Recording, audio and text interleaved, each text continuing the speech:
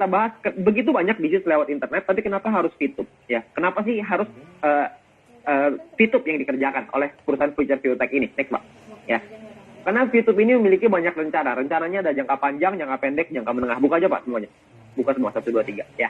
Jangka pendeknya adalah membangun database perusahaan dan menjadi pusat periklanan di Asia Tenggara. Rencana jangka menengahnya adalah mengajak para perusahaan besar untuk bekerja sama dengan VTube. Dan rencana jangka panjangnya adalah membangun rantai bisnis yang besar dan dapat mensuplai atau memperkenalkan produk mereka. Jadi rencananya ini udah ada panjang, Pak. Udah ada jangka pendek, menengah, dan panjang. Ya, ketika banyak orang meragukan, kita juga nggak peduli dengan keraguannya mereka, karena yang kita peduli adalah rencana ini. Yang kita percaya adalah visi ke depan. Karena kalau kita percaya visi ke depan, maka kita bisa maju. Ya, gambarannya adalah lengkapnya seperti ini. Next, Pak. Ya. Jadi rencana jangka pendeknya adalah sekarang kita membangun sebuah database. Ya, next. Oke, kita membangun sebuah database yang pertama. Database ini kita berusaha untuk besarin lagi. Next, Pak. Terusin sampai 3 kali. Oke. Database ini kita besarin. Ini adalah rencana jangka pendek. Ya. Jadi kita memperbesar database. Database itu apa sih?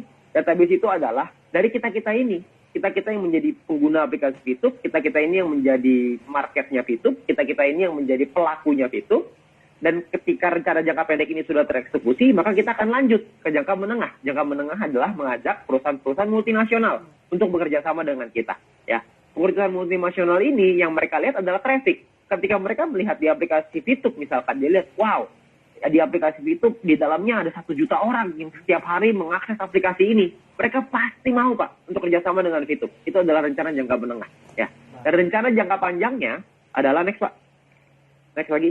Ya, rencana jangka panjangnya adalah membangun rantai bisnis raksasa.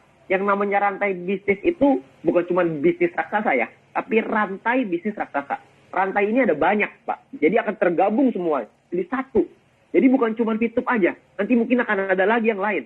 Ya, nanti akan ada pengembangan yang lain yang perusahaan masih rahasia untuk kita. Ya, karena kita dikasih surprise nanti. Akan ada pengembangan yang tidak berhenti dalam jangka panjang ini. Akan dibuat semuanya supaya membuat satu rantai bisnis yang berguna untuk kita semuanya, baik dari sisi perusahaan maupun kita sebagai mitranya. Ya, dan perlu Anda ingat next bahwa konsep perusahaan adalah profit sharing.